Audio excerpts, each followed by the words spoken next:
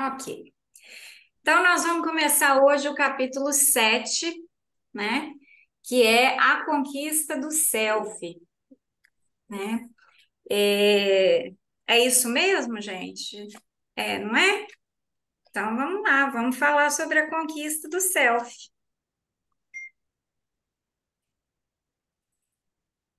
A gente precisa lembrar aqui antes, vou fazer uma recapitulação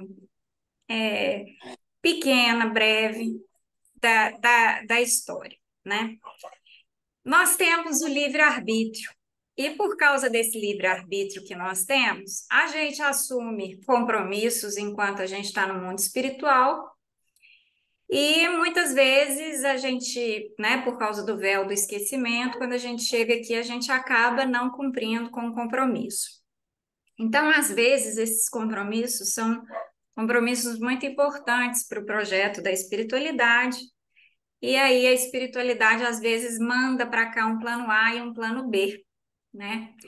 Então, fofoca mediúnica, né? Como eu costumo brincar, plano A era Allan Kardec, plano B era Leon Denis. Então, a ideia era que Kardec fizesse a codificação e Leon Denis fizesse a divulgação. Mas se Kardec não topasse, Leon Denis estava pronto para assumir o lugar dele. Então, às vezes o plano dá certo, como deu no caso de Kardec e Denis, que já tinham trabalhado juntos, como Ian Hus e Jerônimo de Praga, e por aí vai. Ou John Wycliffe, acho que era o John Wycliffe. E aí, John Wycliffe e Ian Hus, em outra encarnação, quando eles trabalharam na Reforma Protestante. E aí, é, na seara das ciências, da mente, nós tínhamos um plano A, que era Freud, e um plano B, que era Jung. Só que o plano A não deu certo, né? Então, Freud trouxe muita inovação, mas ele se reteve num radicalismo e foi preciso que o plano B entrasse em ação, e o plano B entrou em ação nas mãos de Jung. Então, Freud traz de informação para a gente a ideia de que nós temos uma parte consciente, uma parte inconsciente, né? E que nós temos uma parte que que está além disso tudo. Mas Freud relacionava tudo o que todos os choques entre essas partes, entre essas três esferas, ele relacionava todas esses choques, todos os problemas relacionados a essas esferas, a uma mesma origem, que era uma origem de natureza, eu não vou nem falar sexual, mas instintiva, né, ao nosso aspecto mais material. E Freud tinha uma resistência muito grande com a ideia de Deus, com a ideia, né, da espiritualidade e tudo mais. E ele teve como discípulo durante muito tempo Jung, né? A biografia deles diz que o primeiro encontro dos dois, eles ficaram mais de 20 horas conversando. O Jung pediu para ir lá falar com ele e que eles passaram um dia e uma noite conversando, né? Então, assim, foi um encontro, né? Às vezes a gente brinca, não, eu queria ser um mosquitinho para estar nesse encontro, mas eu acho que ia me dar um sono danado, ficar 20 e tantas horas lá, escutando os dois falarem. Mas, enfim. E Freud viu no Jung alguém que levaria adiante a, a teoria criada por ele. Só que chegou um ponto que Jung começou a discordar de Freud. E ele discordou de Freud exatamente nesses dois pontos que eu falei. Nessa ideia de que todos os nossos problemas estão relacionados ao homem instintivo, ou instintual, e de que não existe um ser maior, causa primeira de todas as coisas, né? Então, o Freud começa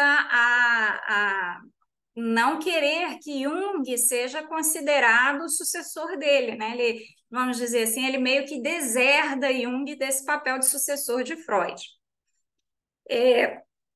Inclusive, a terapia de Jung vai ganhar nome próprio, vai ganhar o nome de terapia junguiana, né? A gente, enquanto a gente chama a de Freud psicanálise, a de Jung, que era para ser uma terapia psicanalítica, ela se torna uma terapia própria, né? Junguiana. Porque Jung valoriza essa questão da nossa ligação com o mundo espiritual. Jung vem de família, eu não lembro, acho que o pai dele era pastor, se não me engano, em igreja. E assim, ele tinha fé, ele era um homem de fé, e ele era um homem, eu considero isso um homem sábio, para compreender as outras religiões. Então, é muito comum nós encontrarmos, como eu tenho aqui a versão do Livro dos Mortos tibetano, que a introdução é feita por Jung.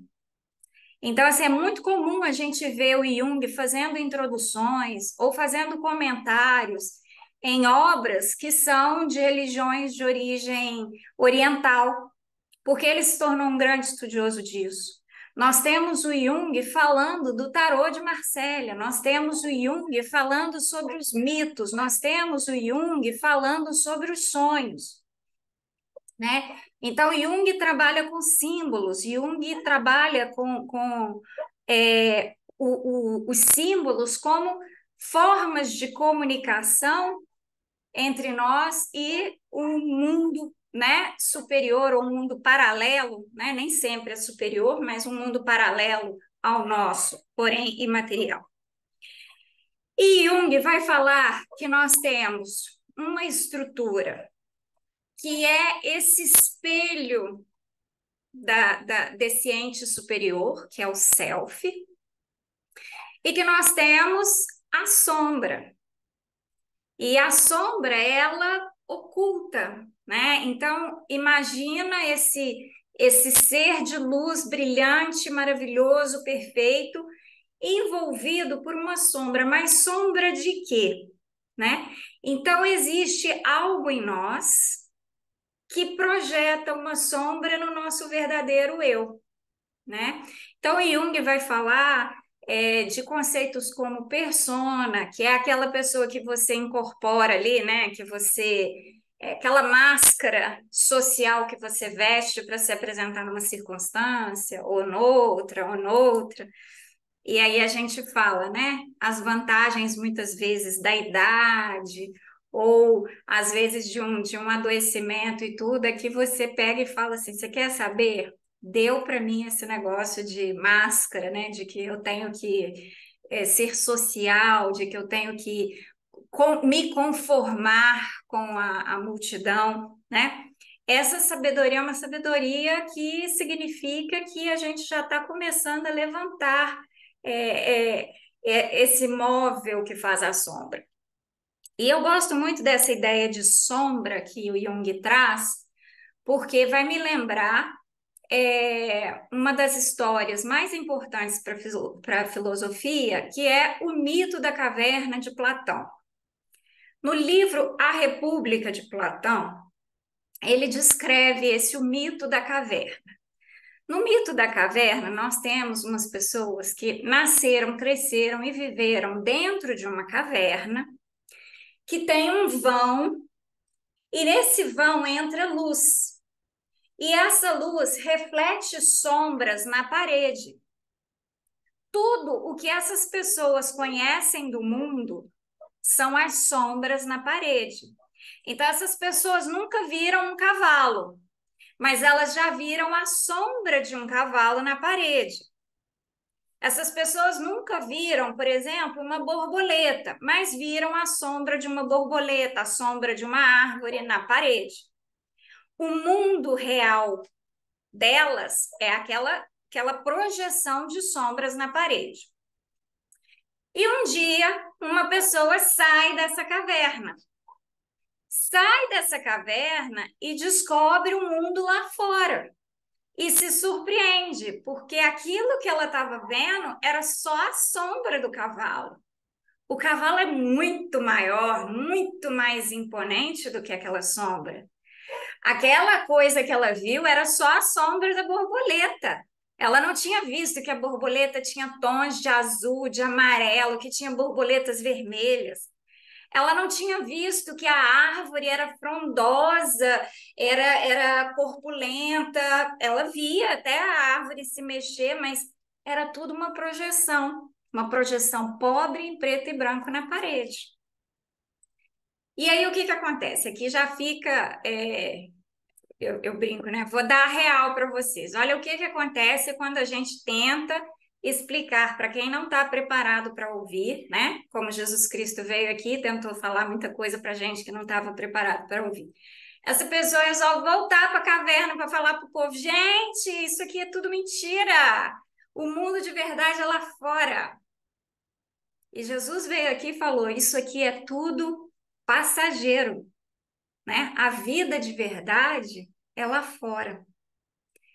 E então, essas pessoas são consideradas loucas, essas pessoas são consideradas desorientadas, e aqueles que estão em domínio daquele grupo não querem ouvir, não querem que essa verdade se propague para que eles não saiam da posição que eles estão.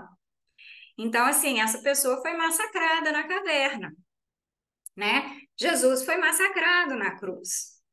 E aí vem o Jung e usa justamente essa expressão sombra. Porque a sombra é aquilo que a gente usa para esconder o nosso self. Para esconder o nosso self, porque a gente tem uma parte feia que a gente não quer ver. Então acaba que essa parte feia projeta a sombra dela e cobre o self. Então vamos imaginar. Eu tive uma situação super interessante esse final de semana. Ontem eu fiquei sabendo que meu ex-marido se casou. Ele casou na semana passada. Aí eu falei assim, não sei nem como me sentir sobre isso. Aí hoje de manhã, quando eu acordei, eu pensei no assunto, eu falei assim, como que eu tô me sentindo sobre esse assunto? Aí eu falei assim, ai, meu ego tá doendo mais que meu coração. Aí eu falei assim, gente, eu sou vaidosa. E falo para vocês, se o coração tivesse doendo, eu ia pensar, eu vou arrumar outro marido, eu vou arrumar outro casamento, eu vou arrumar outro namorado. Mas eu sei que o que estava doendo era o ego, porque eu falei assim, mas eu passei em segundo lugar no doutorado na federal. Ou seja, eu consegui mais, é melhor do que casamento. O doutorado é para o resto da vida, com certeza, mas casamento não se sabe, né? Então, é, aí eu falei, tem esse lado feio da Karina, essa Karina vaidosa, que, né, que tinha um casamento, assim, admirável e tal, que ela achava que ela estava num lugar excelente, e tudo, e... E essa Karina aí, foi essa parte da Karina que ficou incomodada. Só que hoje eu não tenho problema em reconhecer. Eu não vou fingir que não me incomodou, e de forma alguma incomodou, mas incomodou ali, ó, no meu eguinho, sabe? Na hora eu pensei assim, cara, eu vou fazer pós-doutorado em Harvard depois dessa, né? Então, assim, ao invés de me casar de novo, eu vou fazer algo melhor. Então, assim, o que que é isso? É aquele ladozinho feio, que é lógico, né, gente? Que a Karina do selfie é aquela Karina que fala: oh, que coisa boa, como é lindo, né? Ele merece, ela merece, oh, e tal. Mas eu não sinto isso, não sinto que merece ou que não merece, enfim.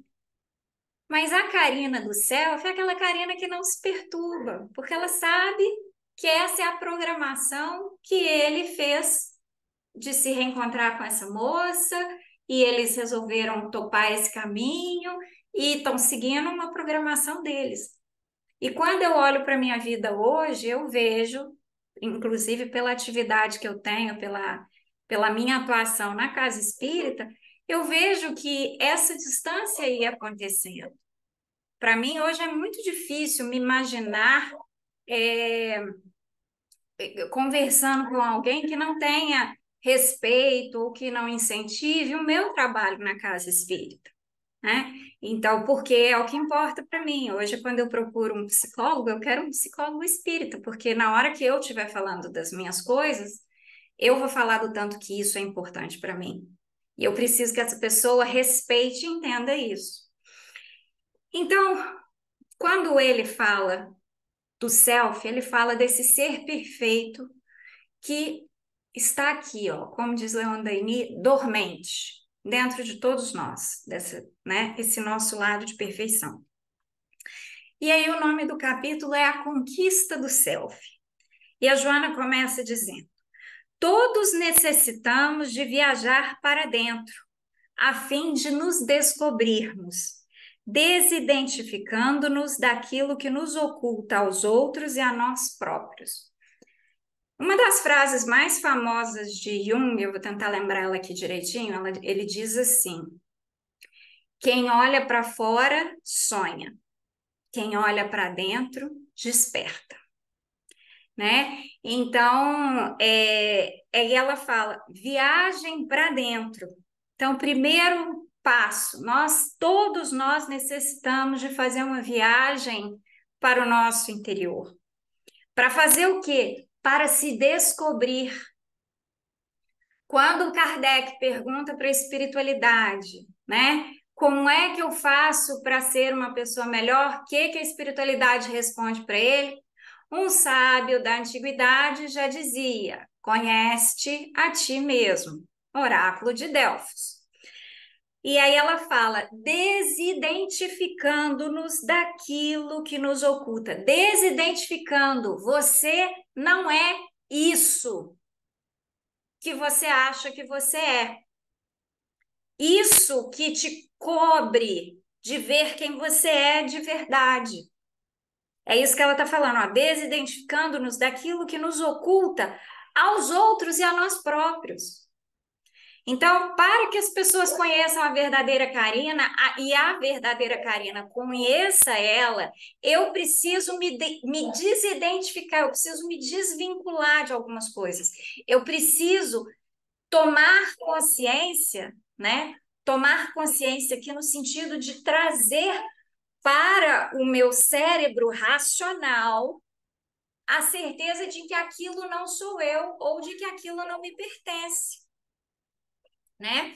Então, aqui, por exemplo, quando você faz uma coisa, eu falo muito da conformidade social, porque é algo que eu gosto de estudar na neurociência. Você faz alguma coisa porque é um comportamento comum, né, da sociedade e tudo. A gente já conversou sobre isso, né? Algumas pessoas às vezes se sentem assim, nossa, eu me sinto tão fora do meu tempo, porque as pessoas gostam de umas coisas que eu não entendo. E às vezes o verdadeiro eu não gosta daquilo. Então, a Karina era uma adolescente de 12 anos que gostava de escutar música clássica, enquanto todo mundo estava escutando Legião Urbana. Eu não sei cantar Legião Urbana. Então, eu achava um tédio quando a gente tinha churrasco, eu reunia o grupo de amigos e alguém pegava um violão e começava aquelas músicas que não acabavam nunca mais e que eu não sabia a letra. Então, assim, é lógico que eu não estava esperando que ninguém tocasse Bach ou qualquer outra, né? Mas, assim, eu não me identificava com aquilo. Só que nessa idade de 12 anos, você quer se identificar. Acabou que eu nunca me identifiquei com o tal do Legião Urbana, nunca consegui aprender as músicas, nem nada, nem nunca tive interesse em me dedicar a isso. Mas eu também não saía falando, olha, eu curto música clássica. Na época, era Rádio Alvorada que tinha, qual que era a rádio? Antena 1. Antena 1, no horário do almoço, era só música clássica. Então, eu ligava meu rádio na Antena 1 para ouvir música clássica. Eu tinha muitos CDs de música clássica. E aí você tenta ocultar essa pessoa, porque você acha que você tem que se identificar com o padrão da sua época, com o que está todo mundo fazendo, né? Com o que é saudável. Vamos fazer jejum intermitente? Eu falo, não, porque eu não faço jejum, nem jejum religioso, eu vou fazer jejum intermitente. Gente, eu sou taurina.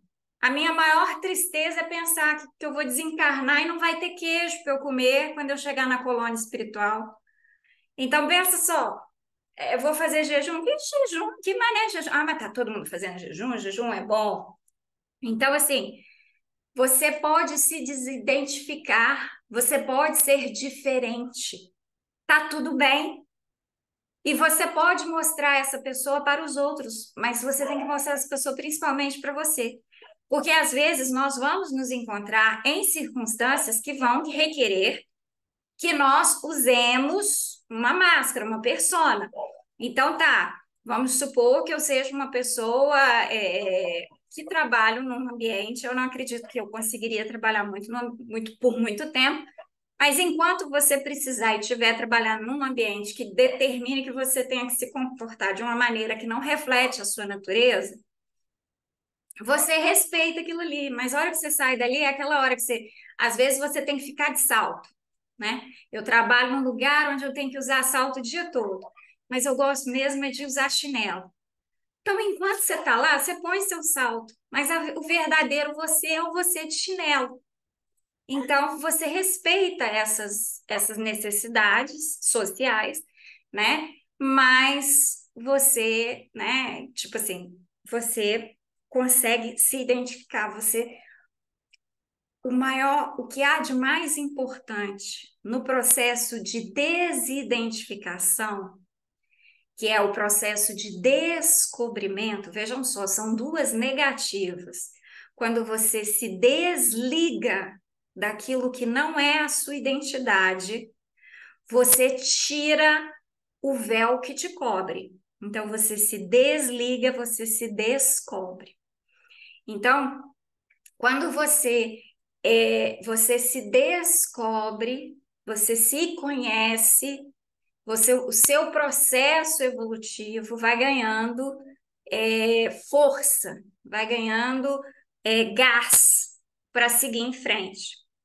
Ela diz o seguinte, porque essa identificação com aquilo que nós não somos, que vai suprindo, que vai suprimindo, melhor dizendo, vai suprimindo, sufocando o nosso eu, né? Ela diz assim: retraídos em atitude defensiva, por falso apoio de raciocínios incompletos, preferimos não permitir que pessoa alguma volte a magoar-nos, como outras já o fizeram no passado. Então, aqui ela dá um exemplo. A gente se comporta, né? Por exemplo, é muito comum a gente ver moças, eu digo isso assim, da minha própria experiência, moças que carregam uma bandeira de liberalismo sexual ou de igualdade de gênero, então essas bandeiras assim, porque no fundo elas muitas vezes já passaram elas próprias ou viveram no lar onde tinham um relacionamento abusivo, aquilo ali as machucou e elas se identificam tanto com essa dor que elas criam esse pensamento incompleto, esse pensamento que não tem um fundo razoável, de razoabilidade, e aí elas dizem, não, eu sou pró, a mulher tem que fazer o que quiser e fazer do jeito que quiser e como quiser. E aqui eu digo para vocês, a minha visão não é que a mulher tem que fazer o que quiser, do jeito que quiser. Homens e mulheres, vocês vão prestar contas desse corpinho, nós vamos prestar contas desse corpinho. Então, o que eu faço com ele, aonde eu gasto a energia dele, como eu reponho a energia nele, eu vou prestar conta.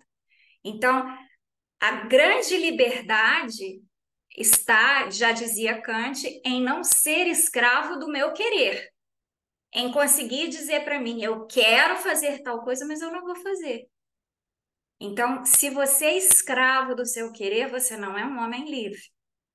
Mas aí as pessoas vão dizer, não, eu prefiro tomar essa postura de que eu sou uma mulher que não me apego, que relacionamento livre. Às vezes os homens, né? Ah, não, eu não quero compromisso, eu não quero me casar, porque os amigos brincam, ah, a mulher vai mandar no cara e tal, né? Então, assim, e isso é bobeira. Tá, não, manda sim, ela manda em mim, é isso mesmo, né? Tem até uma música sertaneja que eu acho super divertida, que o cara fala assim: ela queima as minhas roupas, ela tropeça na quina do sofá e fala que a culpa é minha, ela mancha minhas calças, tipo assim, a mulher, ela queima o arroz, a mulher faz tudo errado, né? Só faz coisa errada. Aí ele fala assim: a gente sabe que isso não é verdade, mas eu não vou fazer propaganda de você para os outros. Então, assim, é uma brincadeira, mas eu falei, gente, que coisa bonitinha, né? Então, tipo assim, mas é isso. É aquele cara que fala assim: não, eu sou aquele, eu sou pegador e tal. Nossa, que é isso? Né? Por que você precisa disso, né? Qual que tá a grandeza? A gente tem, eu falo que o mundo está tão às avessas que hoje a gente tem que, a gente dá valor àquilo que é raro, e hoje o que é raro é justamente a pessoa que é capaz de manter um compromisso com qualquer coisa, um compromisso com uma tarefa na casa espírita, um compromisso com um parente que está precisando, um compromisso de entregar alguma coisa no horário. Hoje a gente tem que valorizar a pessoa. Hoje, quando a pessoa vai fazer uma entrevista de trabalho, ela tem que falar: eu sou uma pessoa comprometida com prazo, comprometida com trabalho. Isso é qualidade. Qualidade que você fala em entrevista de emprego. Isso, tipo assim, na minha cabeça, isso não é qualidade. Você tem que ser assim. Você não está fazendo nada além da sua obrigação, que é o compromisso com você e com o outro. E aí ela continua. Colecionamos, desse modo, ressentimentos e temores que nos levam a um comportamento de autopiedade, marchando para um estado patológico de autodestruição. Então, essa autodestruição que a gente vê, né, muitas vezes num comportamento, e aí a gente vê até comportamentos mais graves de jovens que fazem, né, hoje o pessoal aí está nessa dieta e usando aquela medicação que é uma medicação para diabetes, o Ozempic, né, jovens fazendo uso de medicações para emagrecer, ou então harmonização facial, sabe? Assim, as pessoas. E esse processo de construção de um ser físico é um processo de autodestruição do ser espiritual. Quanta energia está sendo gasta em tomar uma medicação que não é a medicação que você deveria estar tomando? Mas tudo bem, foi prescrito por um médico cujo compromisso dele é aquela medicação não foi produzida para aquele fim, mas ele descobriu que tem um efeito colateral de fazer com que você fique sem apetite. E aí você lança mão desse recurso. Ou então você lança mão de recursos mais rústicos, desenvolve uma bulimia, desenvolve uma anorexia, ou faz uma lipoaspiração, ou faz uma cirurgia bariátrica porque você não consegue ter controle sobre a comida, né? Numa das reuniões de quinta-feira que eu tive presente, um dos espíritos que se manifestou na reunião era um espírito que tinha morrido devido à obesidade, né? Ela comentou que ela não saía do quarto há muito tempo, porque ela comia muito. Então, assim, é um negócio muito sério. Então, quanta energia está sendo gasto com isso? A palavra é harmonização facial. Gasta-se muita energia com a harmonização facial. Mas e a harmonização espiritual? E a harmonização? Não estou nem falando do custo financeiro, né? Eu estou falando aqui do custo energético mesmo. Harmonização emocional. Porque muitas vezes a pessoa que procura uma harmonização facial, tudo que ela precisa é de uma harmonização emocional, para que ela se aceite, para que ela entenda que ela é bonita e perfeita daquele jeito, porque foi assim que ela se propôs a vir, foi esse corpo que ela escolheu, então que há um propósito nisso tudo, né? Então, assim, a gente sabe que esses são os desafios. Um enfrentamento consciente com nossas mágoas irá demonstrar-nos que elas não são verdadeiras, nem têm sentido, sendo fruto da imaturidade e da presunção do que se atribui merecimentos que não têm. Eu tenho uma mágoa, um ressentimento porque eu vivi um relacionamento abusivo e eu sou uma pessoa tão boa e tal. Peraí. E por causa disso, agora você vai fazer harmonia, tá? Harmonização facial, lipoaspiração. Eu tenho uma amiga muito querida, e que ela é, acho que 1 ano só mais velha que eu. E ela é totalmente recalchutada.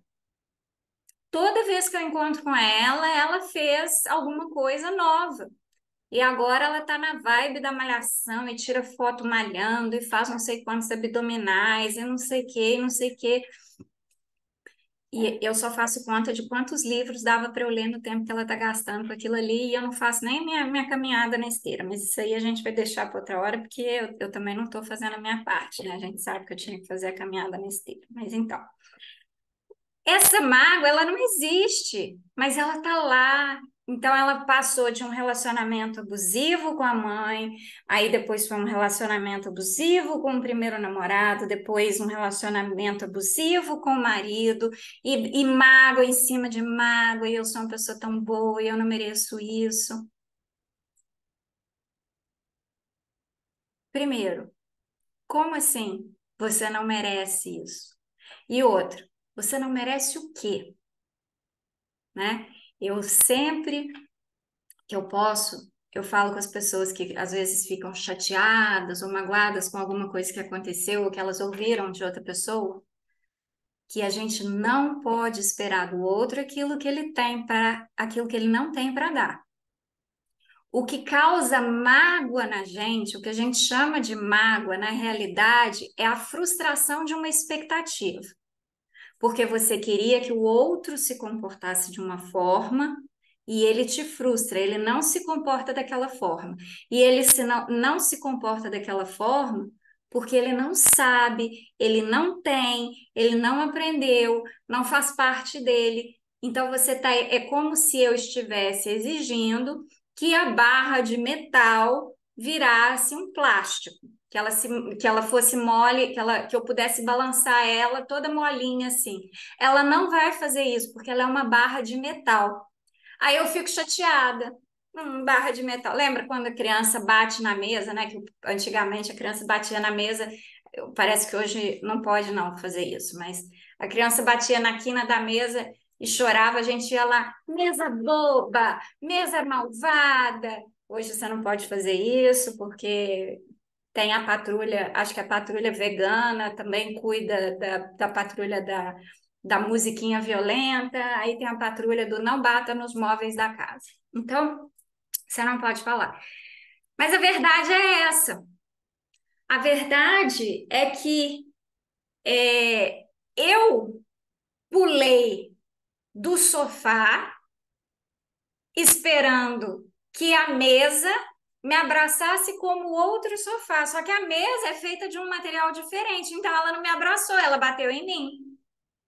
Então quem está errado nessa história sou eu, que pulei do sofá achando que a mesa era outro sofá, ou esperando que a mesa se comportasse como um sofá. Então, gente, a mágoa, ela nada mais é do que uma expectativa frustrada. E expectativa que foi criada por você. Então é aí que a gente tem que visitar. A mágoa não pode existir porque aquela expectativa não pode existir. Você não tem o direito de criar expectativas sobre o outro porque você não conhece o outro. a essência do outro, o que o outro tem para te dar. Você não sabe o que acontece, a gente pode até falar, meu filho, criei desde o dia que nasceu e tal, mas eu conheço as outras encarnações dele, eu conheço como a mentezinha dele vê o mundo, como ele interpreta as coisas que já foram ditas e faladas ao redor dele. Eu não tenho controle sobre isso, sobre o que ele viu na TV, sobre o que, como ele entendeu alguma coisa, alguma cena que ele observou. E isso tudo transforma quem ele é, né? Então a gente precisa aprender que a mágoa é essa expectativa frustrada. Quem não tem expectativas não se frustre. Então, você não quer ficar magoado? Não crie expectativa. Esse é o grande segredo. Normalmente, o que consideramos desrespeito dos outros em relação a nós resulta de nossa ótica equivocada ao observar os fatos, de precipitação ou mesmo de certo grau de paranoia. Então, além da expectativa, às vezes nem é uma questão de expectativa frustrada, é uma questão de perspectiva errada, né? Então, assim, uma das boas coisas que eu aprendi com esse ex-marido que casou, casou semana passada, foi justamente isso. Ele falava assim: quando você estiver trocando, ele foi meu chefe no trabalho durante algum tempo. Quando você estiver trocando e-mail ou mensagem, né, com alguém, e você sentir que o tom da conversa não tá bom, pega o telefone e liga. Porque as pessoas às vezes leem as coisas de forma equivocada.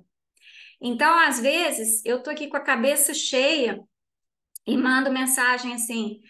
O bom é que as pessoas que eu chamo de amigo não são muito diferentes de mim, não. Eu mais o César, a gente é mestre de fazer isso um com o outro. A gente manda mensagem um pro outro assim: você viu tal coisa, tal coisa, tal coisa? Aí depois, meia hora depois, a gente manda outra mensagem assim: foi mal, bom dia. Vira e mexe, eu e o César, ele faz isso comigo, eu faço isso com ele. César, hoje mesmo mandei uma mensagem para ele, eu acho que eu não falei nada, César, eu acho que eu só falei assim: César, você pode falar agora? Não dei boa noite, não falei nada. Você pode falar agora? E liguei para ele. Então, assim, o bom é que os meus amigos são como eu e tal. Mas uma pessoa poderia falar assim: nossa, Karina nem me dá bom dia. Já chega dando ordem, ou já chega falando, ou já chega fazendo. Isso é perspectiva.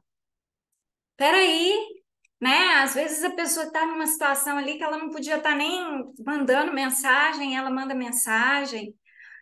Aquelas pessoas que querem interpretar o seu silêncio.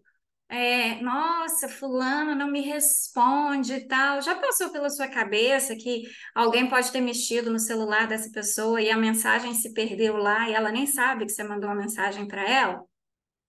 Outro dia eu até tive que falar isso com a Dolores, porque a Dolores mandava mensagem para mim, às vezes eu não respondia as mensagens dela, porque quando a Raquel tá aqui, ela fica com o meu celular. Aí ela brinca com o meu celular e às vezes ela abre a mensagem do WhatsApp só para o negócio desaparecer. Ou ela passa o dedinho assim para a mensagem desaparecer para ela poder continuar jogando. E aí a mensagem não fica mais marcada como mensagem não lida. E passa o tempo. Aí teve um dia que eu falei com ela: minha amiga, pelo amor de Deus, me perdoa. Vi aqui que você me mandou uma mensagem, acho que tinha já quase uma semana que ela tinha mandado a mensagem. Vi aqui que você me mandou uma mensagem, tem quase uma semana, deixa eu te falar. Meu celular às vezes fica com a Raquel. Então, às vezes eu falo com as pessoas: olha, se eu esquecer, você me cobra, né? Me lembra, manda mensagem de novo, porque às vezes meu celular tá com a minha filha, eu não vejo.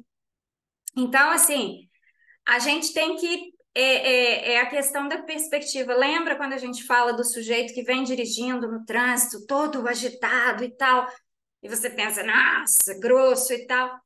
Muda a sua perspectiva. Pensa assim: nossa, se ele estiver indo dar socorro, se ligaram do colégio do filho dele, vai, moça, tomara que você chegue lá e não seja sério, né? Ou então, se ele tá ali, acabou de ser mandado embora e não tá desesperado, que Deus acompanhe essa pessoa. Então, não me interessa o motivo. O que eu tenho é que olhar com uma perspectiva diferente. Mas a gente olha assim: a pessoa que está fazendo isso comigo no trânsito, ela está fazendo de pura sacanagem. Ó, como eu sou o centro do mundo. Essa pessoa saiu de casa hoje e falou assim: hoje eu vou achar a Karina e vou sacaneá-la no trânsito. Ó, como eu sou o centro do mundo. Gente, é a nossa vaidade que faz com que a nossa perspectiva seja essa de vítima. Ó, o mundo está contra mim. Hoje aconteceu tudo que. Não, não é assim, tá? Constituído por estímulos, o nosso relacionamento é mal sucedido, porque não sabemos produzir um encontro quando nos acercamos de alguém. Evitando abrir-nos à relação, permanecemos suspeitosos e nossa estimulação é negativa, provocando uma resposta de rejeição. Então, você conhece uma pessoa e aí, quando você conhece essa pessoa, você já fica ali numa posição defensiva. E esse conhecer uma pessoa não é só no sentido de amor, homem, mulher, amor carnal, não. É no sentido de amigo, de pessoa com quem você vai trabalhar, você já fica numa posição defensiva. E como a gente já estudou, tudo é energia, o que que você faz? Você sintoniza o seu rádio na rádio, que diz o quê? Rádio, vamos desconfiar, porque nem todo mundo é merecedor de desconfiança. Merecedor de confiança. Se você sintoniza nessa rádio, que ondas que você vai pegar do outro? As ondas, não confie nessa pessoa, porque nem todo mundo é digno de confiança. Então você já se conectou nessa vibração. Agora, quando você chega num ambiente numa postura aberta, desarmada, né? O pessoal que fala da linguagem corporal fala até dessa posição da gente de tórax aberto. Eu sou uma pessoa que gosto muito de abraçar, porque eu acho que quando a gente abraça alguém, a gente está tentando alinhar um coração com o outro. Então, quando você chega assim, aquilo ali te faz uma terapia, te traz um sorriso para o rosto, aquilo ali te desmancha, você desmancha a pessoa. Então, é um aluno que eu tenho que dar aula, que vira para mim e fala assim: Nossa, eu tenho dificuldade em aprender essa língua. E aí eu faço uma brincadeira e a gente ri e tal. Mas eu vou confessar: tem dia que eu assisto a aula, estou ali dando a minha aula e estou pensando assim: eu acho que minha aluna não está gostando da aula, ela não está com uma carinha boa. Mas às vezes ela não está com a cara boa porque ela não tá. Nesse dia mesmo que eu pensei isso a última vez, a aluna falou para mim várias vezes: Nossa, estou morrendo de sono. E aí, sabe, bate aquela insegurança, será que ela tá morrendo de sono porque minha aula tá entediante e tal? Não, ela tinha acabado de almoçar. Ela tinha falado isso. Então, assim, mas a gente cria essas paranoias na mente da gente. Em processo de mudanças constantes, as pessoas são imprevisíveis, o que é muito bom, pois que esse fenômeno proporciona novos descobrimentos e correções de conceitos. Então, que é uma previsibilidade? É quando você cria uma expectativa, você está prevendo que tal coisa será de tal jeito.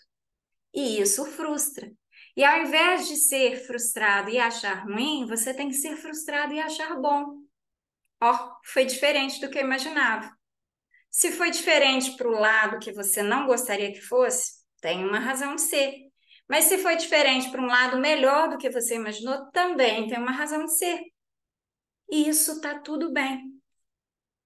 Quando nos apresentamos a alguém com sinceridade, esse alguém se nos desvela com fidelidade, um estímulo revigorante, dignificador, provoca uma correspondência equivalente. Gente, mais uma vez, sintonia. Se eu sintonizo aqui na rádio, né? Rádio sinceridade, rádio amizade, rádio desarmada, coração aberto, eu vou entrar em sintonia com o quê? Com essa mesma rádio na outra pessoa. A outra pessoa também vai desarmar. Você desarma a pessoa com um sorriso, você não vai desarmar a pessoa com um sentimento de amizade, de eu te acolho, eu te entendo, né? Então vamos lá. Ao nos darmos a alguém, conhecido ou não, ofertamos uma parte, algo valioso de nós. Se a outra pessoa não souber responder, não há problema para nós, porque verdadeiramente somos o que expressamos, de que não podemos nos arrepender, nem nos devemos sentir magoados. Então você dá aquilo que você tem e pronto.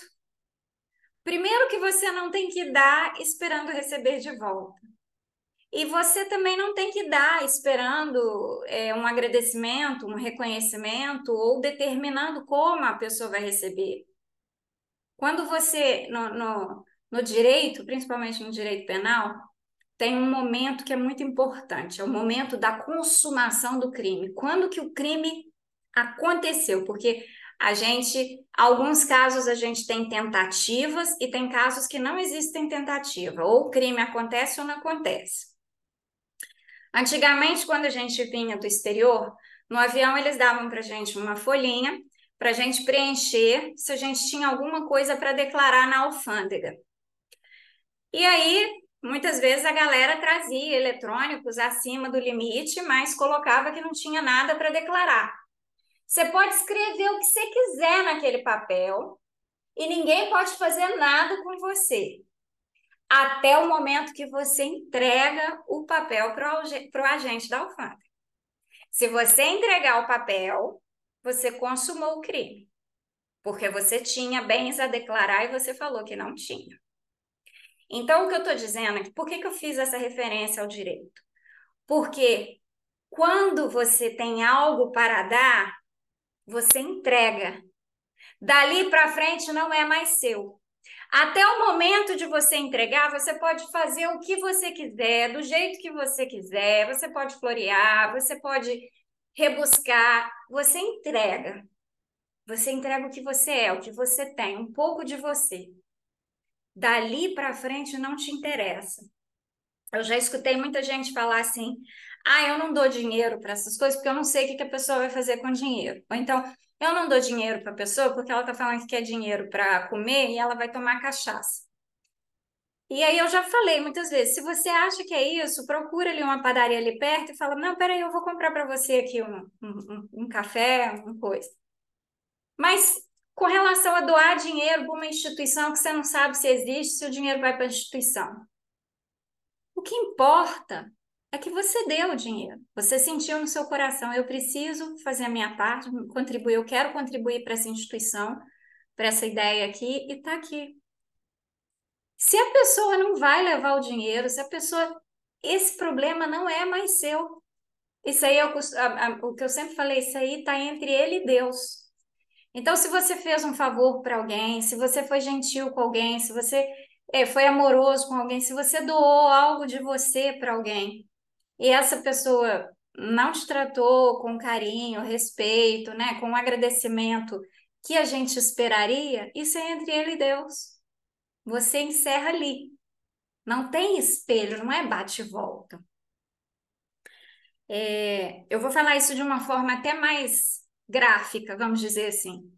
Na novela Dona Beija, tem um episódio que a Dona Beija recebe lá das beatas da cidade uma caixa de presente cheia de esterco dentro. E ela manda entregar para a beata que mandou aquilo para ela manda entregar um buquê de flores e coloca um bilhete, cada um dá aquilo que tem dentro de si. E ela mandou flores. Então, tipo assim, né? Mais gráfico que isso não podia ser. Mas a ideia era que Dona Beija nem respondesse, né? Não, que bom, agora eu vou ter aqui basta. Ou eu responderia, obrigada, minhas plantas estavam precisando de esterco. Pronto, adubo, sei lá, ou não respondesse, mas assim, a gente tem às vezes essa necessidade, né? Então, a questão é essa, o problema está ali. A partir do momento que você entregou, é da pessoa. Aceitar o mau humor alheio é sintonizar com ele, permitir que nos digam e imponham como devemos agir e nos comportar. A nossa contribuição à sociedade é preservar-lhe a saúde na forma do interrelacionamento pessoal, educando os rudes e medicando os enfermos, os antissociais. Isso aqui é mais um ensinamento estoico. Marco Aurélio, o imperador, ele dizia assim: que se você não educar o ignorante, você vai ter que aprender a conviver com ele. Então, a gente tem aquele parente difícil, né? Que eu já falei, que as nossas grandes provas estão dentro da casa da gente. Então, você tem aquele parente difícil que se comporta daquele jeito, e você não gosta, e você se chateia. E você, muitas vezes, o que que você fala? Ah, não vou nem conversar mais, nem adianta tentar mais e tal. Vou lavar as mãos e tal. Você tem que educar, você tem que medicar essa pessoa. E qual é o maior remédio? É o amor, né? Aí a gente tem aquele outro conto muito bonitinho da menina que tinha um problema tremendo com a sogra e queria se livrar da sogra. E aí ela vai lá numa espécie de feiticeira, boticária e pede: me dá um negócio aí para matar minha sogra, mas que não levante suspeitas. E aí a mulher dá para ela um vidrinho lá com um negócio e fala assim: ó, todo dia você vai botar 2 gotinhas no café dela. Mas assim, para não levantar suspeita, você tem que tratar ela com todo carinho, cuidar, com muito amor, com muito dengo e tal. Daqui mais ou menos uns 40 dias, ela vai morrer. Eu sei que quando deu 30 dias, essa moça apareceu desesperada lá na casa da mulher, falando: pelo amor de Deus, me dá um antídoto, porque eu amo demais a minha sogra. Ou seja, foi a sogra dela que mudou? Ou foi o comportamento dela que causou, que foi remédio para aquela pessoa que estava enferma, causando assim o quê? Um processo de cura no relacionamento. Então, quando você se cura, você cura o outro. E isso faz com que o relacionamento se cure, né? Então, ela diz aqui pra gente: a mágoa é consequência da imaturidade psicológica e a atitude retraída, desconfiada, resulta de predominância da nossa natureza animal sobre a natureza espiritual. Então, esse comportamento de devolver, de responder ou de ficar na defensiva, isso não é um comportamento espiritual, isso é um comportamento instintivo. Isso é um comportamento de sobrevivência. E quando nós estamos falando de relacionamento, relacionamento humano, a gente não tem que pensar em sobrevivência. Imaginem se o Cristo tivesse pensado em sobrevivência. Como que nós estaríamos hoje? Nós estaríamos. Quem seria nosso modelo e guia? A gente ia estar com qual projeto para a humanidade? Então, quando se trata de relacionamento humano, o instinto tem que ficar de fora. O instinto de sobrevivência. Aqui, ou eu mato ou eu morro. Não.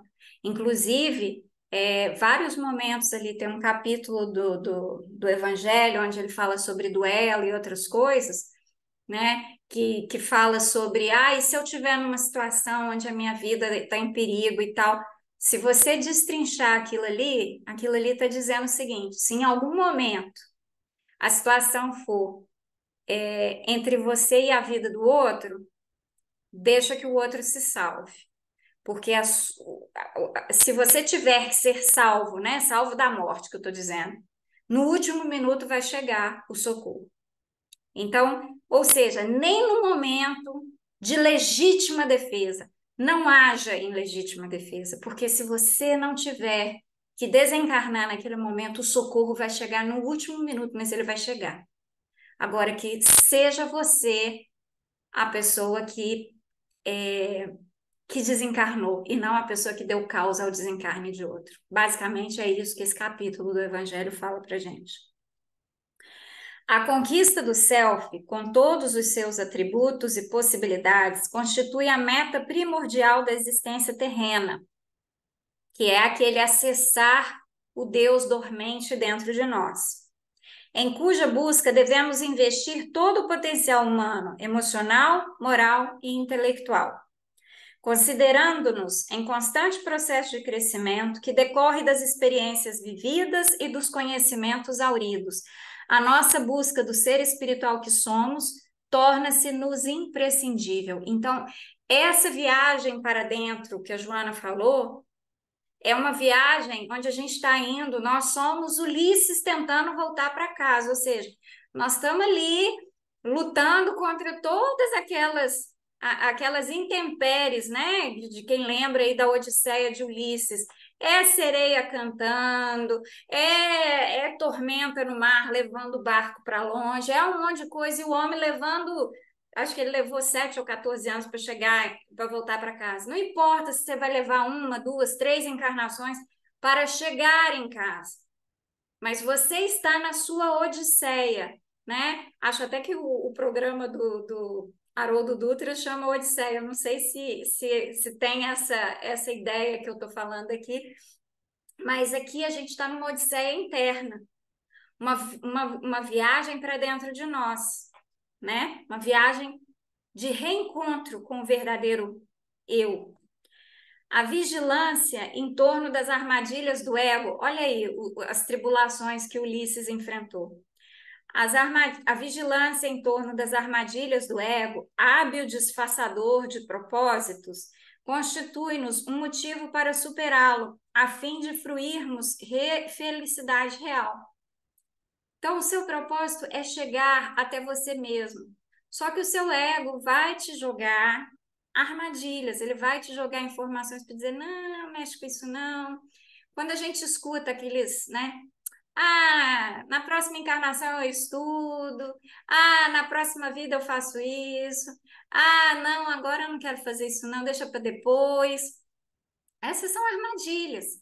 Aquele dia que tem o encontro de Joana e tal, e que aí você vira e fala assim: ah, acho que hoje eu não vou, não, acho que hoje eu tô afim de ver a novela, deitar aqui no sofá e tal. É o ego jogando na armadilha. Por quê? Porque quando você vai lá no encontro de Joana, aí no encontro de Joana, quando você ouve, ah, tem que viajar para dentro, tem que olhar para os próprios defeitos, tem que fazer esse exercício, não é legal, não é confortável. Nesse sentido, a desidentificação dos apegos e paixões surge como passo decisivo no programa de libertação. Para o desiderato, o amor próprio deve ser revisto, a fim de ser substituído pelo auto-amor profundo, sem requisitos egoísticos, geradores do personalismo doentio que nos leva a conflitos perfeitamente evitáveis. Olha que interessante, Joana está deixando para a gente bem claro que existe uma diferença imensa entre amor próprio e auto-amor. O amor próprio, ele vem de um conceito egoístico. Quando alguém te diz algo que você não quer ouvir e te magoa, essa pessoa fere o seu amor próprio. Você se comporta dessa forma agressiva para que ninguém fira o seu amor próprio. Né? Só que a Joana está falando, não é para ter amor próprio, é para substituir o amor próprio pelo auto-amor. No auto-amor, o outro me diz algo que eu não gostaria, que ninguém gostaria de ouvir, e eu reconheço que aquilo ali pertence a ele, não a mim. Isso é auto-amor. Agora, se eu ficar preocupada em responder, se eu ficar preocupada em passar no pós-doutorado, né? Nem estou fazendo doutorado, passar no pós-doutorado, porque o meu ex-marido se casou semana passada, é o meu amor próprio que está ferido. Porque o meu alto-amor vai dizer assim: e aí, o que isso tem a ver com você? Vida que segue? Vida que segue. Então, assim, é aí que a gente vê. Peraí, o que foi que feriu aqui? Foi meu alto-amor ou foi meu amor próprio? O alto-amor, ele não se fere. Amor próprio fere. Amor próprio é, né, machucado. A reencarnação tem como objetivo a autoconquista que propicia a realização intelecto-moral recomendada por Allan Kardec, como indispensável a sabedoria que sintetiza a aquisição do conhecimento com o amor. Então, olha o que a gente tem aqui, a autoconquista. Então, aqui, ó, mais uma vez, a gente está insistindo nessa viagem para dentro de nós. Quando essa meta não é alcançada, reencarna-se o ser e desencarna para retornar, em verdadeira roda de samsara. até quando as leis estabelecem expiações lenificadoras que interrompem o ciclo vicioso para fomentar o progresso. Quando a gente estuda um pouquinho ali das teorias orientais, a gente vai ver que samsara é a roda da vida. E é uma roda que ela não tem fim, né? E o segredo é romper com samsara, é sair desse ficar rodando no mesmo lugar. Só que para você sair de samsara, você precisa de desafios. Então, porque samsara te causa conforto. Você já conhece o caminho, você já sabe, né? Então, assim, de manhã eu acordo, escovo o dente, tomo café, vou pro trabalho, volto do trabalho, passo raiva no trabalho, almoço, tananá, volto, durmo, passo raiva em casa, tananá. Mesmo você passando raiva, já tá ali. Quando você rompe com o samsara, você fala assim, cara, hoje eu não vou para esse trabalho, então eu vou no trabalho pedir demissão, porque eu não quero mais trabalhar num lugar onde eu passo esse tipo de raiva que eu estou passando. Eu quero trabalhar num lugar onde eu me sinta bem. Você rompeu com o samsara. Você rompeu com a roda da vida que te gera conforto. Fazendo o quê? Você adotou uma expiação, uma dificuldade lenificadora. O que é um lenitivo? É algo que a gente põe para aliviar uma dor, um desconforto. Que dor, que desconforto é esse? A dor e o desconforto de estarmos presos aonde? Num momento em que nós não sabemos a grandeza, que nós não temos a consciência da nossa grandeza espiritual. Então, isso causa dor. A gente só sente dor. Por que espíritos superiores não sentem dor, não sofrem? Porque eles têm consciência do ser espiritual grandioso que eles são. Mas a gente ainda não tem essa consciência, a gente sente dor. E por isso que a gente precisa de passar expiação que lenificadora, para aliviar essa dor. E aí ela termina: surge o imperativo da dor em lugar do amor, expressão inevitável para o progresso constante dos estatutos divinos. Então, é exatamente o que eu já havia falado. A dor vai aparecer para você usá-la para o quê? Para cavar, né? Um buraquinho, para cavar, para começar a destruir essa casca para poder possibilitar que esse espírito evoluído, esse espírito lindo, esse espírito iluminado que está dentro de você mesmo consiga sair. E aí vem, né? A quebra de samsara e tantas outras coisas. Bom, pessoal, eu acho que é isso que esse capítulo tinha para gente hoje. E vou parar de gravar.